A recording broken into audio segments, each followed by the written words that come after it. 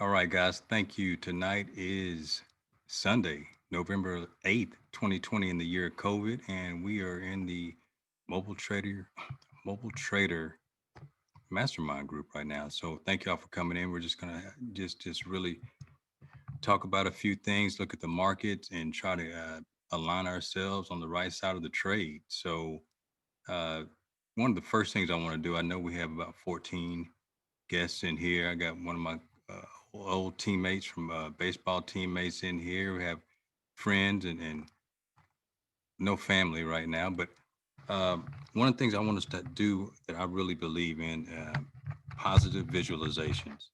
It's every, we all want to trade, want to invest, and create generational wealth. But and just think about it, we're succeeding or we're learning and competing right now in like unprecedented times. The last time this happened similar was the financial crisis, '08, and that's when I really first started trading options.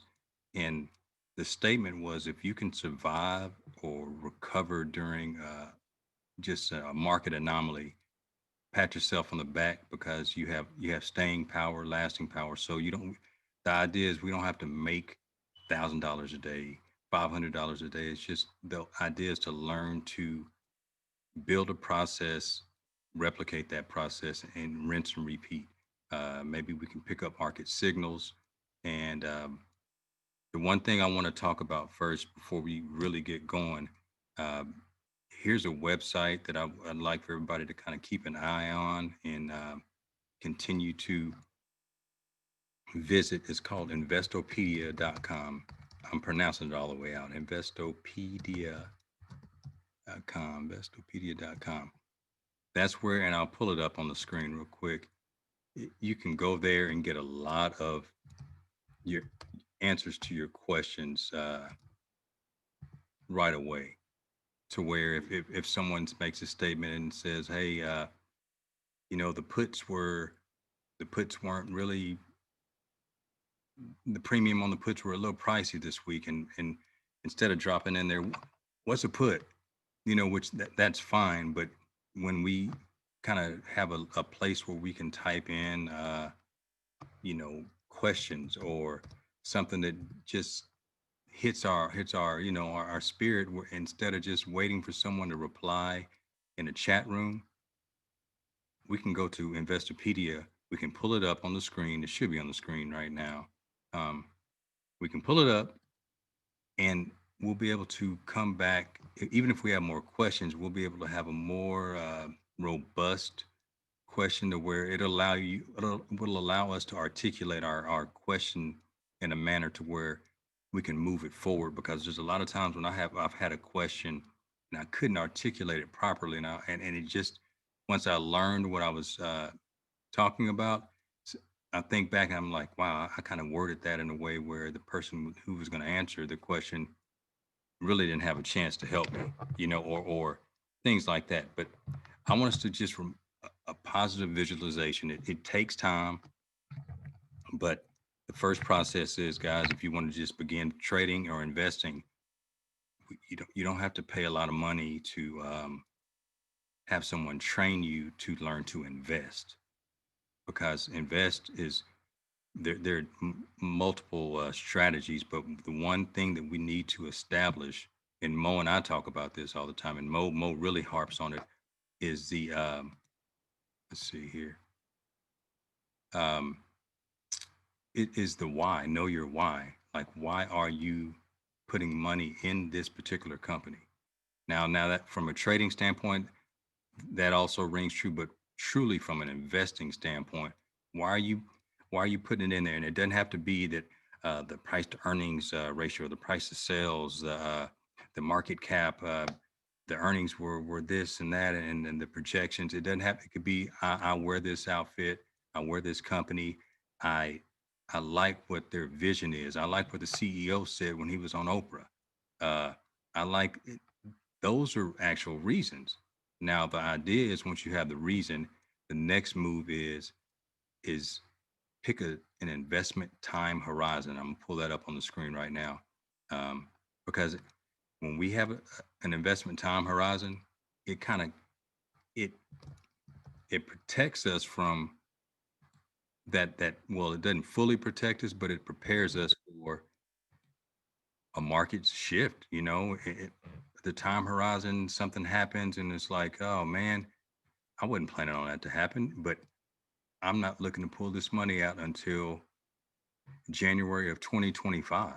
Or I'm not look I want to let this run a market cycle. I want to wait for the next presidential election, then I'll check back in on this. Those are types of investment time horizons that people put in place, and it kind of prevents us from having that emotional reaction to to price action, which price action is a beast, man. You saw how Corona hit when it first hit, and just everything went downhill. And the first thing was people wanted to sell, and you panic sell, which I did when I started putting money away from my son. I mean, I was a 19-year-old dad or 20-year-old dad, put money in the mutual fund, had his college fund. I thought it was rocking. I think the .com bubble hit, and I had it in a mutual fund, and it got hit so hard. But I wasn't prepared to respond to an to a bubble, to an event, which is a natural market cycle. And I cashed out, or I tried to cash out, and I got frustrated. But the more I learned, it was like, hey, if you're really in it for, he was maybe 2 years old at the time.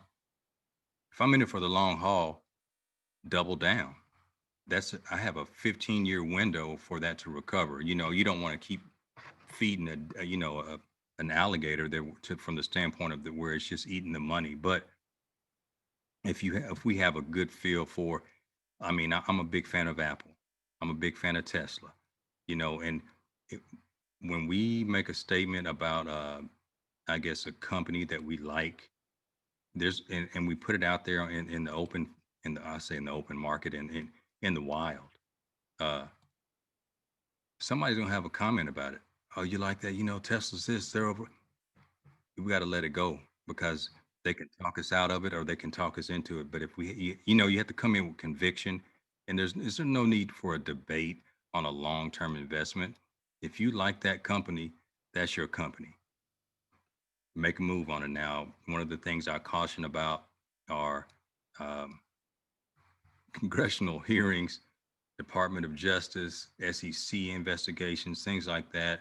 Uh, Nikola is a concern of mine, even though someone it could come through. But anything when it comes to um, legalities of things that I have no not I guess understanding, but just we have no control over. We don't have any control over price action. We can't predict it.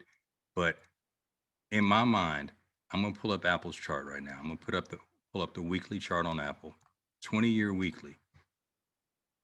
And it's let me switch the screen. I know I don't have the screen up. I'm sorry, guys. Gotta stay on top of that. Y'all check me, please. 20-year chart on Apple. And every little cycle, they always say, "Oh, that nobody's gonna buy the iPhone. Who wants to buy an iPad? Who wants to do?" That's not all they have, man. That they're innovators, disruptors, uh, collaborators. They move into a new market, but 20 years. If I can back out, and when we look at a trend line, you don't want to see that acute angle that's straight up. Now it's gone straight up the last, what's that, since Rona. It's beasted since Rona. But over the last 20 years, we're looking back at '07. Apple was supposed to be done. It's supposed to be dead. They're supposed to be obsolete. They had pullbacks. They're supposed to be, oh, no more Apple. People are just the true money makers and the market mavens. They're accumulating shares of the big companies that are their companies they believe in. Now, once you get further, that's the macro outlook. As we dig deeper, you dig deeper, and you can start seeing uh, possible short-term moves. Like for instance, this week I have a watch list for you guys that I'm keeping an eye on. If you want to write it down, um, whenever you're ready, I'll give you the tickers. If you have a pen, you're gonna write in crayon, or You know, you can do sparklies, whatever you're using. Here it is. Apple. This my watch list for the week. This isn't a buy, sell, or hold, but these are stocks that were setting up when I was checking the charts. AAPL is the ticker. The next one is AMD. Alpha M is in man. I don't know the thing. D is in David. Uh, the next one that I like actually, man, is Walmart. WMT. And I'm keeping big eyes on Aurora Cannabis right now. We're coming up, and I'll go right into Aurora, and then I'll continue with the watch list. But Aurora, I made a big call last week on it, and it popped really heavily. Now, there's a lot of factors going into play with the cannabis sector, and one of them was an anticipation of a blue wave, an anticipation of easier legislation on the cannabis products. Uh, I guess less the crime Prop 22, Oregon. I mean, where you're not going to be penalized, or they're not going to prosecute you for the to the level of the law, or they're going to easier, lighter penalties for possession. So now the issue with Aurora, people are going to try to chase Aurora, and earnings are tomorrow before the market, and I think maybe 7:30 a.m. Eastern, they'll have their conference call. So we'll know what's going to go down with the price action probably after the earnings, because the price action will um, in the morning it'll change, it'll do different things. So like the last hour of the day, price people took profit, but it didn't go much lower than the 957 region. So one of the crazy things that was about Aurora, other than like Tilray, Aurora had some of the highest volume that I've ever seen, you know, in these companies. So, and guys, that's one of the things I want you to look at as you move forward.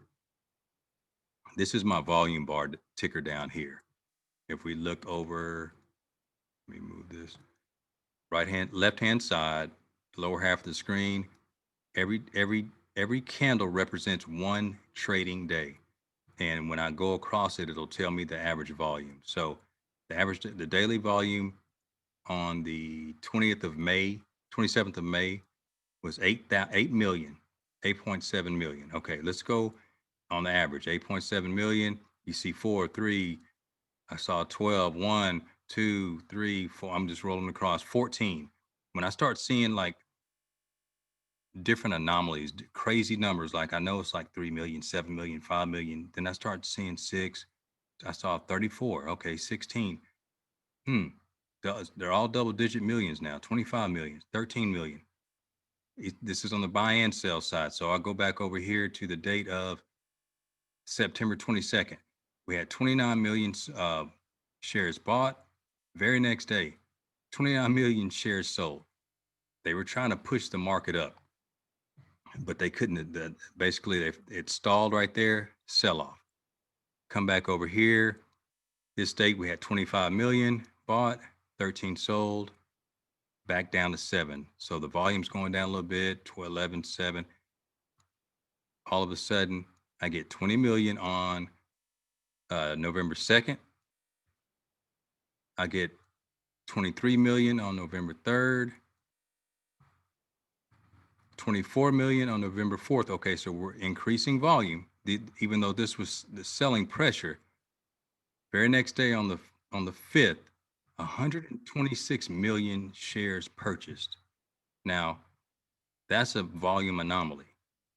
And I hopped in that morning because I was picking up a pullback, and I was like, if it breaks above this previous high on the previous day's high, which was 478, I'll get in. I think I got in like at 495.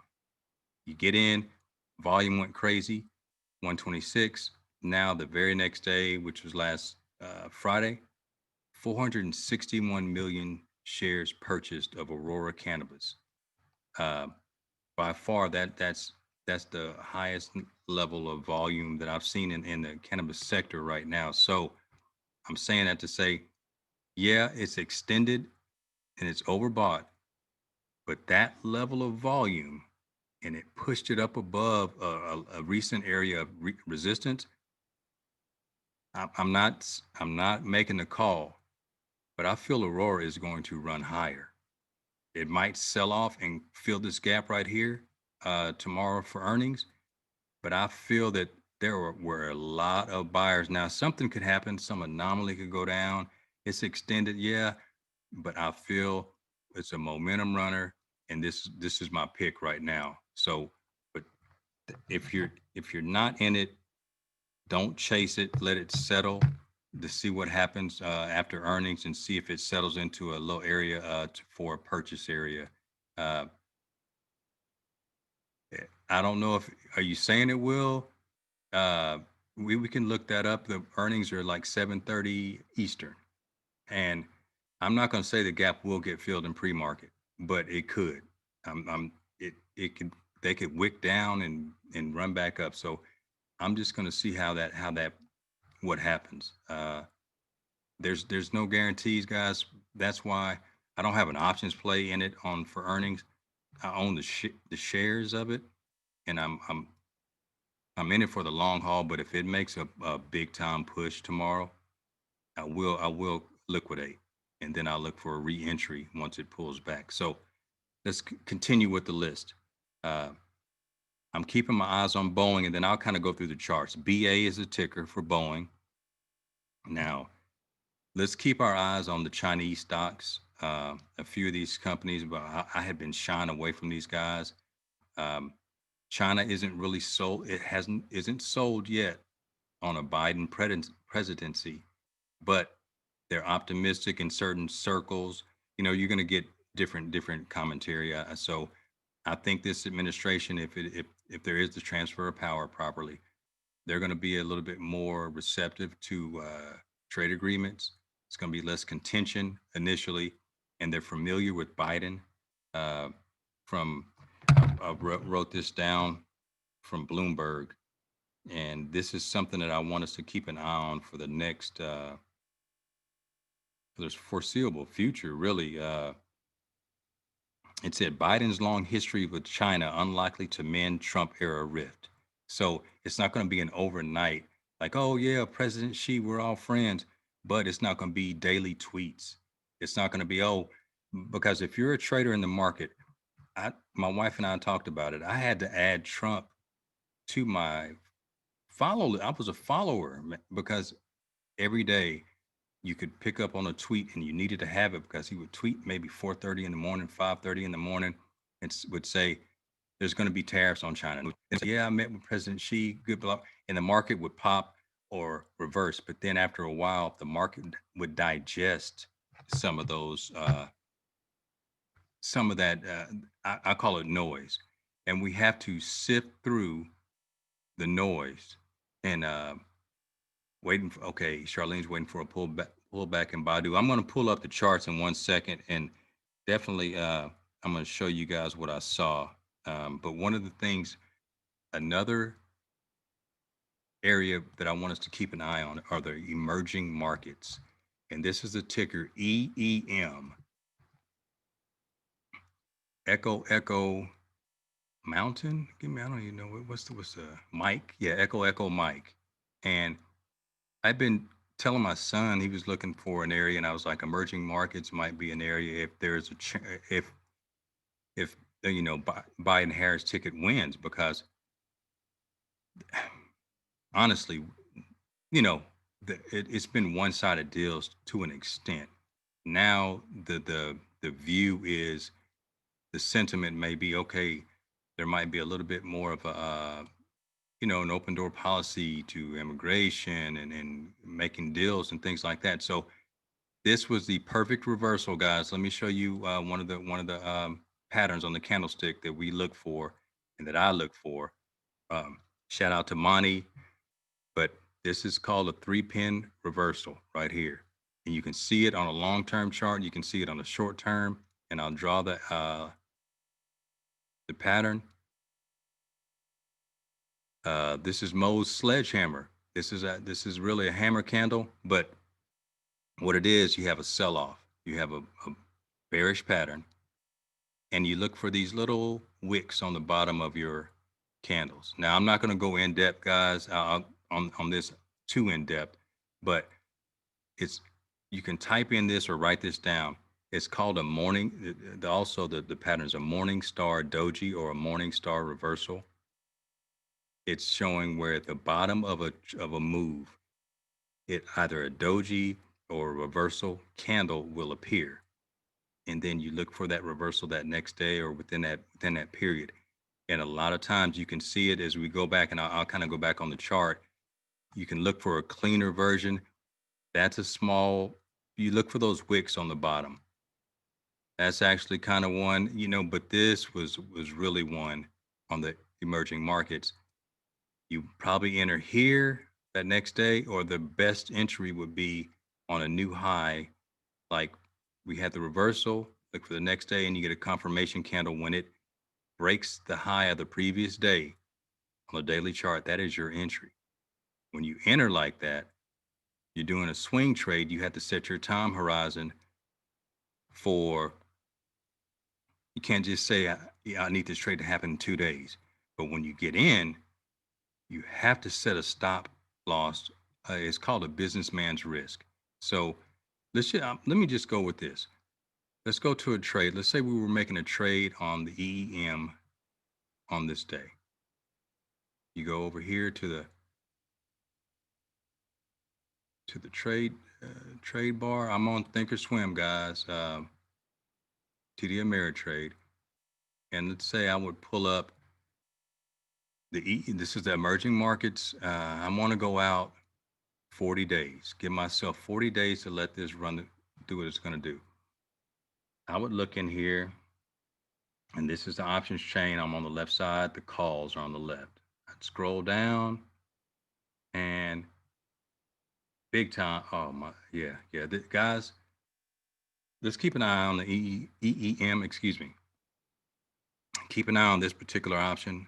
The December 18th $48 call is trading at $1.20 by $1.32, which if you were trying to get in, you're going to pay $132. Just multiply by 100, 1.32 by 100. So each contract represents 100 shares of stock in this particular option. But the option is directly tied to the stock itself. So, okay. Open interest, you can write that down. You can research that, guys. That's the amount of contracts that are currently have been purchased or open. Volume, amount of contracts have been bought and sold.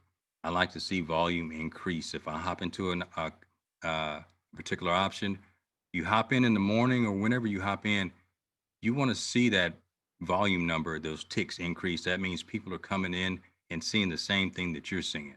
If we're up here and it's 5 volume and it's like close to expiration, it's not a good thing. So anyway, we have 157,222. I'm writing this down, guys. Open interest is that's called unusual open interest when you get numbers that high. So I'm putting EEM down on my list, and it's the December 18th. That's the date of the expiration, 2020, and the called price is $48 strike price. So it's the December 18th $48 call, and it's and always write down the amount of open interest.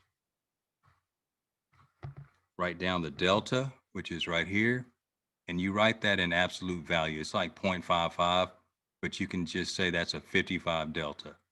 And the same with on the opposite side on puts, it'll have a negative value, but you do it in absolute value and say that's negative 0.46. Someone asks you, hey, what's your delta on those puts? You would say negative 0.46. You just say, no, I have a 46 delta, have a 61 delta, or I have a 91 delta. That's something that you're going to, you can study. So we're at the 55 delta. And I like to keep track of my volume. So it's 10,304. and we're trading. When I say we're trading, the bid and the ask. The bid is the highest price a buyer is willing to pay. The ask is the lowest price a seller is willing to sell for. So I mean, there's multiple bid there. If we go into the chain, we can see that sellers are willing to sell at 132, maybe 140. You know, the time and sales are the level two. But the closer you want the spread is like the difference between the bid and the ask, like 120 by 132. That's a $12 spread. It's 12-cent spread or $12 spread. That's not that bad. So I like to be under 30 cents, 30 cents or less. So um, we get in there and we go with that, and we just kind of watch. And let me go to the charts real quick, guys, because I like EEM, but the thing with EEM right now, it is close to being overbought, but there's still room on this. Now, okay, you see the angle of this? It's straight up. It is like that's a parabolic move. When you go parabolic, it will come down. Now it's you don't always just come straight down.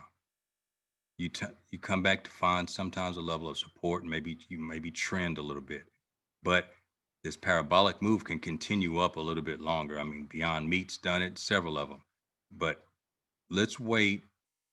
I was looking at EEM. I think I wrote it down for my entry. My pullback for EEM was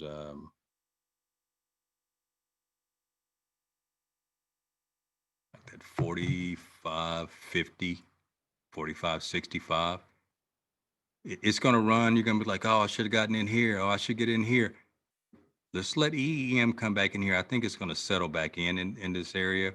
And this might be a long-term share builder if you want to buy shares of it, just as a diversification play in your portfolio. Because now this is just my take on the market, viewing the new administration and also the fact that it's been for months just kind of an awkward layout. So let's see here. The weekly looks good, guys. I'm looking at different charts. I like to look at the weekly and the daily. The weekly chart looks amazing, and this is a bullish engulfing candle. The guys, if you want to study some things, you study support and resistance, and study candlestick patterns, and you can kind of map out your own charts at that point. Now, um, we just talked about eyes to China, emerging markets, Trump era rift, watching EEM. Okay, let me show you one thing on Neo real quick, guys.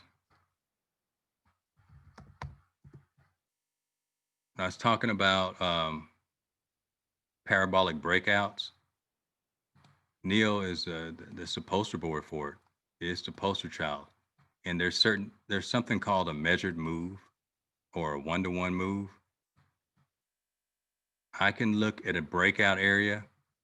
Like when I say breakout, you see how price kind of just stops right here. These little candles are just tiny and there's all in one area. But there's a level of resistance where they kind of just stopped. Price didn't go above it, and then all of a sudden it broke out.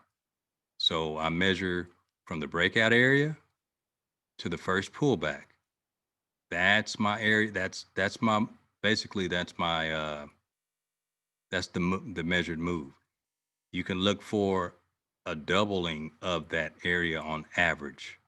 You know, it's not always a guarantee, but the probabilities in the right context, you can look for. Uh, it's called basically a measured move. The idea of a swing trade, when you want to make a trade, a lot of people say you want to get a 2-to-1 ratio. So that move right there, you double it to see, okay, it should move like it doesn't always move like that, but if you get a momentum runner, that's a 2-to-1 move. And my stop, if I had entered right in this area, would have been at the bottom of this little trend or right below that low right there. So that's the next area for traders is to find their exits, find their stops. You can't just hop into a trade or an investment without um, without trying to Establish your parameters prior to entry and exit. Businessman's risk. Let's see what LCA is. Lionheart Acquisition Corp. I'm not familiar with what they do. Um, Let me come back to them. And if you want to type in there what they do, I'd appreciate it. Let's see. Is that Fonsec? Yeah, I'm not sure and I'm not sure if it's going to pop on it. It may, but I mean, the chart looks good. Volume's solid. There's a little gap. This thing's set up for a possible nice move. It's on 1344. Guys, one thing you also want to pay attention to is something called the average true range, ATR. You can put that in Investopedia. ATR. And I always check that if I have a new company that I'm not familiar with, because I need to know if I'm trading them, I need to know how far they move on average within a day. So LCA, it moves 80 cents. That's okay. I like $2 and $3 movers, but if I'm making a play on that, I can buy multiple shares. Like for instance, that moves 80 cents a day. Look at Tesla on a day. Where are we? Right there. It moves $20 a day. So LCA moves 80 cents, and somebody will buy an out of the money call and like, oh man, they did me wrong. It did well. If you buy out of the money and the ATR, which is this column, isn't strong enough to push it in time, you shoot yourself in the foot. You know, so know the ATR or have a feel for how it moves. Like the S&P, the SPY moves $64 on average. Uh, the new Snowflake IPO that came out moves $17 a day. Those are things that you pay attention to when you trade. Uh, AutoZone, $28 a day. Booking.com. So, and then you go down to like bots or if I wanted to just do the ATR and go the lowest ATRs, start getting them at 11 cents, or you get forward moves 26 cents a day, which is just, you know, but the thing about the lower ATR stocks, you can do, if you like the company, you can get your share builders and build up shares and not worry about getting shaken out or getting just panicked out of a situation. It's if your demeanor or your I don't know, your personality doesn't fit the high flyers, you go with the lower ATR stocks and the ones that have, a stronger backing that you feel comfortable with. So let's go back over to the charts, and here's the rest of the watch list. Keep an eye on Kroger, KR, or as my teammate in college would call it, Crogers. Uh, Shout out to Grambling State University. DG, we're keeping an eye on Baba, BABA. Guys, GameStop. It's kind of keeping me interested a little bit. I mean, not a buy, sell, or hold recommendation. Uh, Online gambling. Okay, yeah, yeah, I'm good with wow. Uh, Online gambling. I really feel that the that space has a good upside to it because it got hit hard. Online sports books got hit hard because all the sports are just at limited capacity. So, not saying to buy, sell, or hold, but if people are entering in that space, this may be the time to get to the shoreline. Because let's say it takes 2 years to get back, 3 years to get back, and you're building up shares over that period of time. Once it does get back, people will gamble. People will spend money, make bets, make calls. Those vices are there. So uh, that's my take on the sector. Uh, the next one, I'm comfortable with IBM. Uh, I did Walmart. Tesla's on my list. TSLA, Target, TGT, Wingstop, WING. I did in GameStop. Let's go to GameStop chart, GME, and then I'm not gonna hold y'all all night, but I just want to get into these charts because, and I'm going to show you one thing, a couple of patterns that we can spot. And let me just remove all these price levels, guys. I keep price levels because price has a memory. People don't believe it, but I mean, my wife will watch uh, a particular item at a store, and maybe Kohl's or something, for 6 weeks until it hits that price. I had no clue that she would keep checking on the price. Man, I got to buy it that day. Let me get it. But when something falls down to a certain price level, people remember it and they gobble it up, man. Uh, GameStop's setting up. If GameStop breaks above 1243, I'm good with an entry. Um, like it's really, this is what, okay, here's a pattern that you can write down, and that when we spot it, we're good with it. It's called an ascending triangle. All right. So this pattern right here,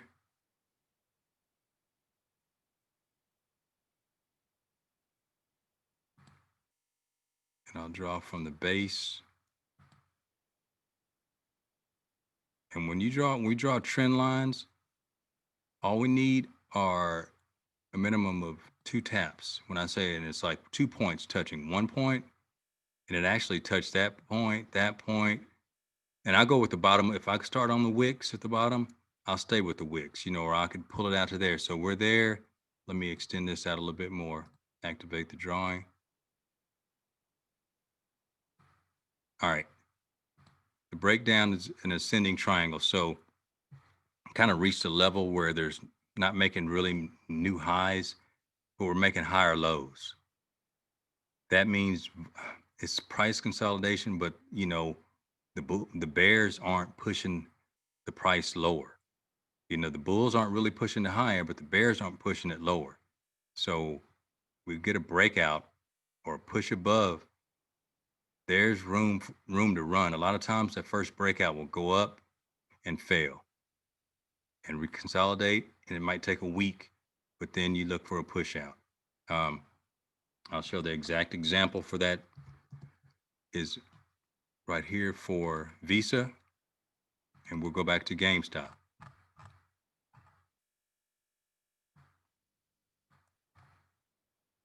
Visa was in a trading range, ran up, tried to get above, well, it's established a certain level, came down. Once we go back in after several days, it reaches this level, can't make it above it, goes down to this level, doesn't get below that. By this time, we realize we're in a trading range. You can trade within a range. So down, up, finally start trying to poke above a previous level. Pokes above that, gets above that previous high over here, but it fails. Someone would have gone long there, would have been a little disappointed, but if you buy enough time, you're good. It tests it again, tests it. Now, we failed multiple times, but the more times you tap on a trend line, the more powerful the break is. So we tested and failed, broke out, failed. Very next day, push, and we push for what? 1, 2, 3, 4, 5, 6, 7, a 7-day run. Now, the exit comes, guys. One of the things that I keep on my screen is an RSI, a relative strength indicator. And when it's overbought, it's above 70 when it's overbought. You can write that down. Overbought above 70, oversold below 30. And I keep those, and these are the right there on my chart. You can pull it up on Thinkorswim, and it'll be a lower study that'll be on your screen. Overbought. That doesn't mean just immediately go short when it's overbought, but it lets you know that, hey, there might be some exhaustion coming in this price. Be careful. And it's different on each time frame. But anyway, back to GameStop real quick, guys. I'm just showing y'all a few things about that.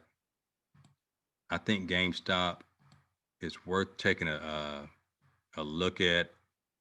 But I want to let let's let the market settle just a little bit. I don't know what's going to happen tomorrow. It's showing that futures are up right now, um, but it might be green tomorrow. And and yeah, you can send it to the send it to my email. Sure. Okay. Now I didn't do TDOC, but the thing is, Fonseca, it's a buy if you're looking if your time if the time horizon it fits your criteria. You know, if you're looking long term, you start looking at the news, things like that. But I'm looking for this as a trade setup, and the option that I'm looking at, guys, the January 15th, 2021. I'm gonna show you guys something that I spotted in GameStop the other night, and the price. Look at the okay. Look at the put to call ratio. The calls are outnumber the puts almost 3-1, and so that's a bullish sign. The next move. Let's get into January 15th, 2021, and it's a $10 call. 13,000 open interest, 73 delta,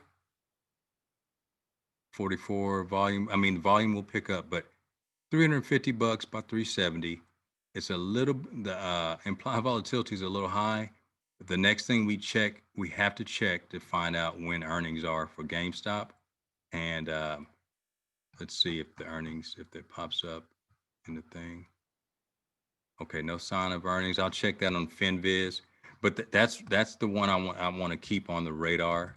Um, and it's January 2021, and the expiration is we're 68 days away from that. So Fonseca, if I mean if that's something you would want to get into right now, it's good. I want to watch, but I it's really actually it is set up a buy. The entry is above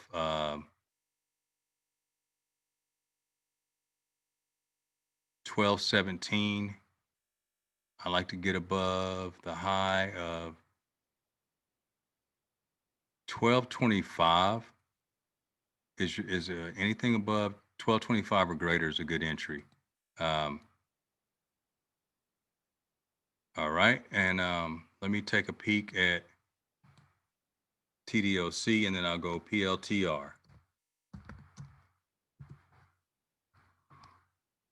Teledoc, and Teledoc has been perfect for the stay at home. It is in a trading range right now. It broke out of another trading range, but let me just mark this up real quick. We're in the trading range on Teledoc. Um, it's a tough call. It reversed. Ooh. Hmm. And I don't know the play on it for long term.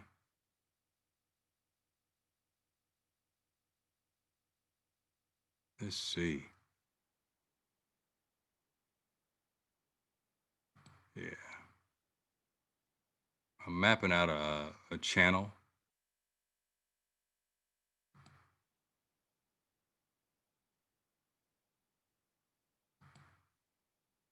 All right. It's in the current trading range right now. Runs up there, sells off, found a bottom. Like it's testing price levels. Runs up, comes back down, double top, popped, ran up, tried to break out. A lot of times when you break out above an established channel or range, it fails at first test. Tested it again, failed. Tested it a third time, failed. Went all the way to the bottom of the channel.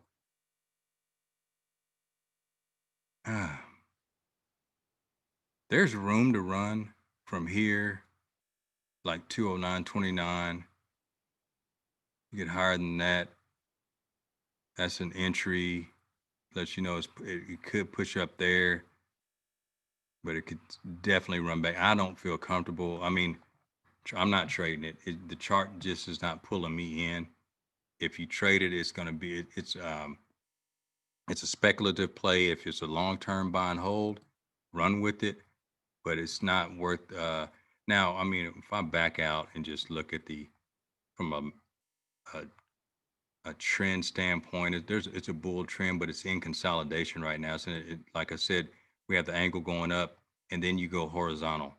So there's a little indecision or in the market right now. So when it's in the trading range, but when it does break above the top of this range, and we see it get above 252, it could be running, but that's a while. So we're within this range. It could go. You don't want to buy at the top of this range at like 230 because a lot of times we haven't seen proof that it can go above it, and you don't want to short it once it gets down here.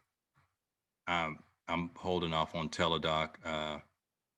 Let me go PLTR.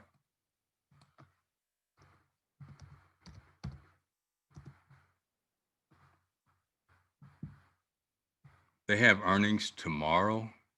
I think I say tomorrow. Let's see. Hold on. Earnings are coming up for Palantir.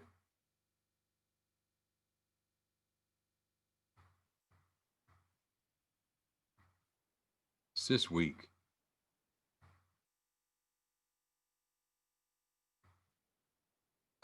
Thursday after the close, Palantir. So if you make a trade on Palantir, my suggestion is to be out of it prior to Thursday. Um, it's extended, but it can keep running. It can continue to run. Um, there were some negative statements about Palantir because I think it was tied to the Trump administration at one point in time. I think I don't know too much about that company, but um, the fact, okay, when I listened to a lot of the podcasts, they brought up Palantir and they mentioned that Palantir had a lot of private sector money uh, with CIA. It was just, the conspiracy theories come in and how they just all of a sudden they've been around for 20 something years in the private sector and they want to go public. There, but I mean, not to say that the price that it will affect price action, but I don't know if it's a long term play for you, Kim, or short term. But um, when I see this is almost similar to the Aurora and all the cannabis sectors where the push up, we're going parabolic as in straight up. You have to come back down. I'm not saying you have to come all the way back down. Um, and this is a new issue. You have to make that decision on your own on whether you want to go and step into it and take a risk because you have to establish your businesswoman's risk, how much you're willing to risk, what's the probability. It can continue running. I'm not comfortable stepping into it, and I would think that the options are pricey for some reason. Uh, let's just see what the monthlies look like. No, they're not pricey at all, really. $1.50, 17,000 open interest on the 1250. I just don't. And it's up to $14, so they'll probably pop the price. I'm not a fan in that chart. You have to find an entry. There's no entry on a move that's happened. Like this move has happened. I mean, bull flag. I mean, it popped pre-market. I mean, right to open on the 5th, popped in the pre-market, trended into the close, sold off a little bit. People took profit, stayed strong, and popped again. I mean, too bullish a bull flag, bullish of the bullish, you know, stickiest of the icky. Boom, boom. It could keep going, but that's a bull flag setup. But if we look right here, I mean, we're seriously overbought. The risk reward for me doesn't play. If I don't see a setup and I'm not comfortable with the move that's really happened, even on the 4 hour. The patterns look great. If we're in over here on these days, back on the 26th of October and holding, yeah. But the odds are on the short term, the probability is that maybe run up a little bit more, and there might be a sell-off. But I can't make a call on that one. It's just it's a risky long, in my opinion, and not to say it won't happen. Uh, let's see, Robin, the same one that you sent it to. Were you trying to PayPal? I tell you what, Robin. Let me do the. Let me reach out to you after this, and I'll get it right to you because I think I think. 1 second. That's one of them that should work. But I'll reach out to you after this because we can do it in another manner. Um, we'll go with Square for Kylan. And Kim, if did you have an option in mind? And I'll go FUBO for Tony next. Square pops, man. I think Square went up 22 handles the other day, and it's been on a run. It's a fintech. It's a disruptor. All that stuff. So Square is a hybrid for me. It's a buy and hold from the standpoint of long term, and it's also tradable as a killer weekly chart. The perfect guys. This is called that pullback to support. Stair stepping at all levels. Found support. Pull back again. That weekly is the best weekly candle I've seen. And yeah, man, I like Square, but this is the week right now. I, putting it on, I'm in that mindset of like, let me just hold tight just for a second, unless I see something intraday that's clean. But this is a really nice reversal because it found that double bottom. Let me go right here.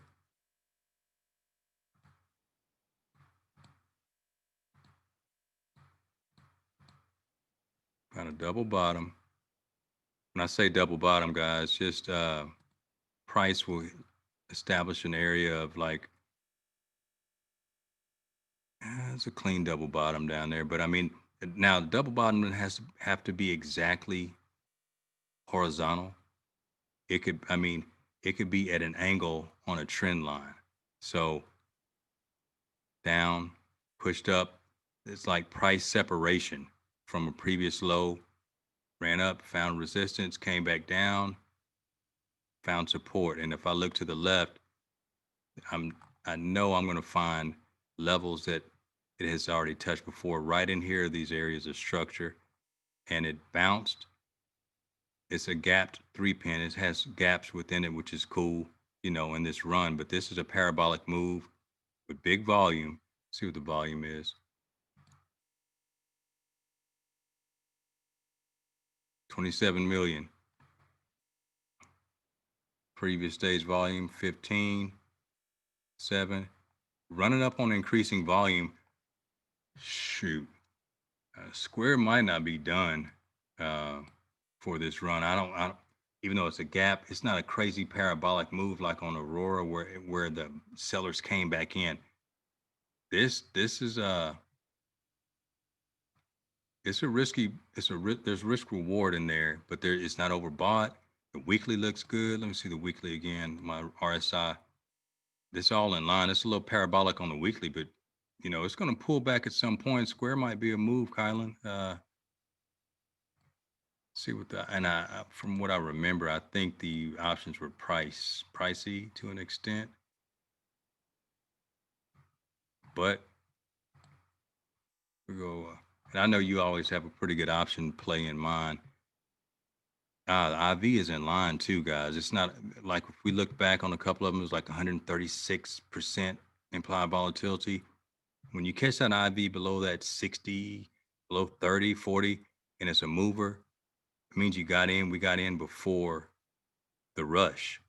The rush is coming on these. I'm like, I bet Aurora's IV is like 500. Well, let's see, 304. So compare that to 56. Now, when I say IV, when this implied volatility spikes like this, it shoots the options premium up.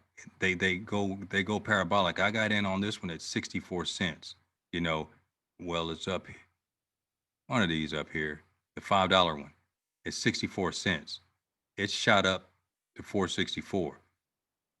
Now, when it gets to a level now, Aurora is coming up when earnings happen, and after it's like buying the rumor, sell the news. Yeah, oh man, it's such and such, blah blah blah, and then it happens like, oh, is that it? When you feel is that it?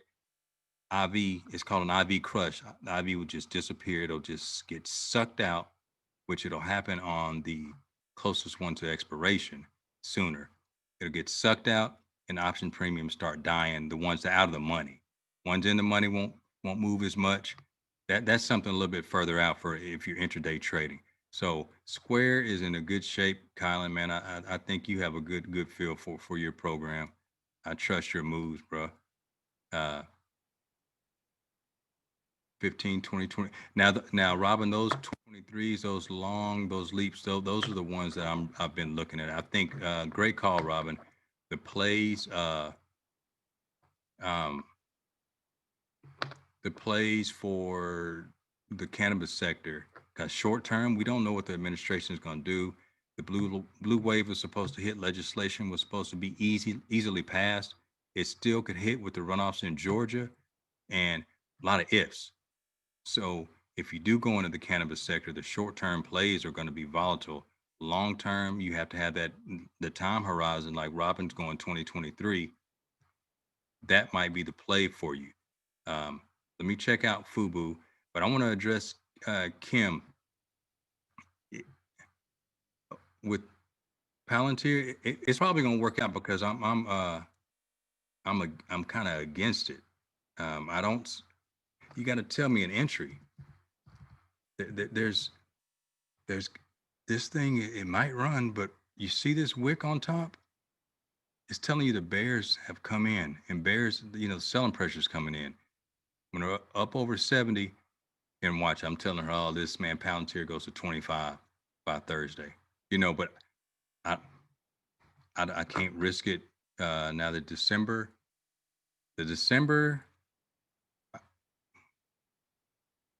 I don't know. I can't. I don't feel comfortable with it. Now, if you do make that call in December, establish what you're willing to risk, and that's going to be that's going to be the one of the life preservers for you. Like, oh wow, look at FUBU, for us by us. But you set how much you're willing to risk on that option, and then you just set it and forget it and say, I'll get out if it takes me out. But I like the fact that you have tracked those guys down. Okay, FUBU TV, daily chart, volume's good enough, found support, reversed, broke above previous levels. I'm looking to the left. Consolidation, we have a wedge pattern right now and a bullish trend. Looking for a breakout. I'll go with that right there. It's just a basic wedge pattern for you. And when price kind of it consolidates, it might get tight in here. And the idea is it's either the breakout or the breakdown. It's setting up for it's a wedge pattern, but it's setting up in for a pennant. Basically, and when I say a pennant, it's a flag pattern, and that's what you're looking for. Um, if we look real quick for the options on FUBU, or is it? I said FUBU. Is it FUBO? FUBO or FUBU? Let's see. FUBO. Am I looking at the wrong thing? Okay. FUBO. Thought that was FUBU. Open interest pretty big, man. Yeah. IV's up there. Got 12 days expiration on that one. That's kind of tight. I don't know too much about this. 40 days out. The December 18th, 15 fits the criteria for me. $15 option. That's kind of weird.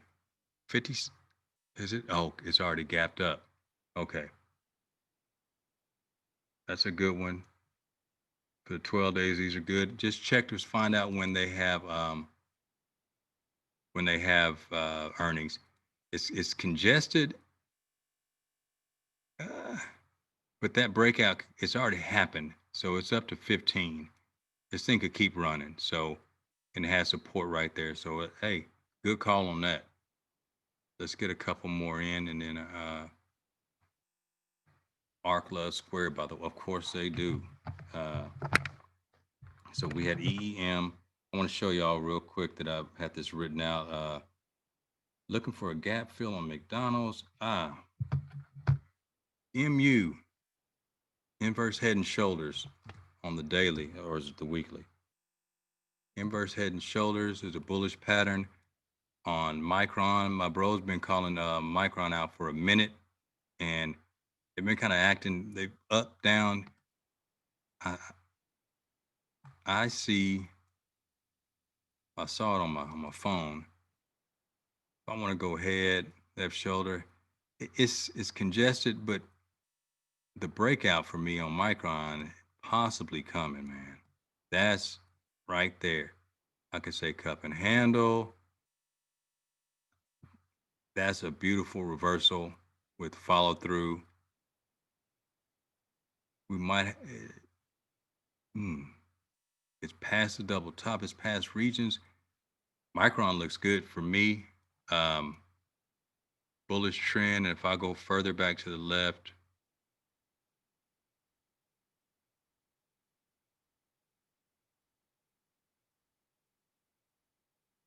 just something to consider because it's poking its head out right above there. And if I really want to go head and shoulders, my head is right in here. This entire area, left shoulder, entire segment right here is the right shoulder. And that this is the neckline, right?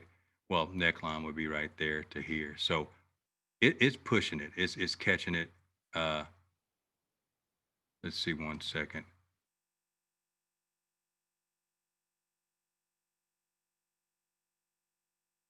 Has Snap run its course? I don't know. I know a dude has some puts on him right now. I've been watching Snap make a move. Now, it's going to have to pay the piper back at the 29, like right below 30. But that's a bull flag for bull flags, and you can be overbought for a good period of time. It could be overbought for, for several days. I, it's not a, I'm not trying to enter right now. I'm not chasing it. But when I say run its course, something can remain irrationally out of out of out of our understanding longer than we can remain solvent. So uh, I wouldn't chase Snap right now. But hey, I can't just say I wouldn't short it either. I don't short runners because I mean, as a gap up, it's gone up. It went up on kind of decreasing volume, but all of a sudden that last day, 45 million people bought it. So that's why I'm going to go back to this. Got the inverse head and shoulders. We've done Neo, the gap fill on McDonald's. I like McDonald's, but um, I'm gonna go back to ACB, guys. Uh, Tilray. All right, we got Tilray coming off. All of them are coming off bottoms. All of them came off bottoms. See the volume spike? We had 45 million, and then the next day 116 million. Bears came back and pushed it back down, but 116 million bought. That gives me cause to think like, okay, people are still bullish, but there's earnings coming up. Well, I don't want to trade going into earnings. ACB had 126 million as their big day over there. I'm still bullish Aurora, even though that pushed down 461 million shares bought. You just don't see that amount of buying. I'm not saying it's gonna skyrocket again, but I'm in the shares right now. Don't chase it in the morning and try to catch it, but just watch for the earnings play, and let this entire sector has popped on a lot of excitement. So there's going to be a cooling period. You can't go parabolic, parabolic, parabolic without a reset, somewhat of an adjustment. But this really hasn't gone extremely parabolic because people said Beyond Meat was going to have to stop going up. You can keep going up. There's certain ones, and I think the volume in here is such an anomaly that if it sells off in the morning some kind of way, it may find support and continue to run. So, 100 million is, yeah, it's a nation, man, and 461 million. That's Wakanda, man. So I'm with it. So anyway, guys, I hope tonight's session was okay for you. I appreciate y'all coming in. Let's see, I got my boy Moo, Ryan Black in here, Mojax, Crystal Flames, thank you, Charlene, Fonsec, Jennifer, Jerry Fit, Katrina McCoy, Kay Kelly, Kylan, and Tony. If y'all have any, and Robin, did I see Robin? Did Robin have to go? If there's another one, I can do one more real quick, and then I'm gonna shut it down. It's a little bit over an hour. Um, I'll put McDonald's on the screen, and let's see what the futures are doing right now. Okay, guys. Yeah, thank y'all. And I'm recording this, so what I'll do is I'll post it in. If you're not in the the Yahoo group, not Yahoo Telegram group, here's my email, and I'll send you the link. Hopefully you're in there. I think all of y'all are. Here's the email, real quick. So y'all, thank y'all for coming out, and we'll be back next week.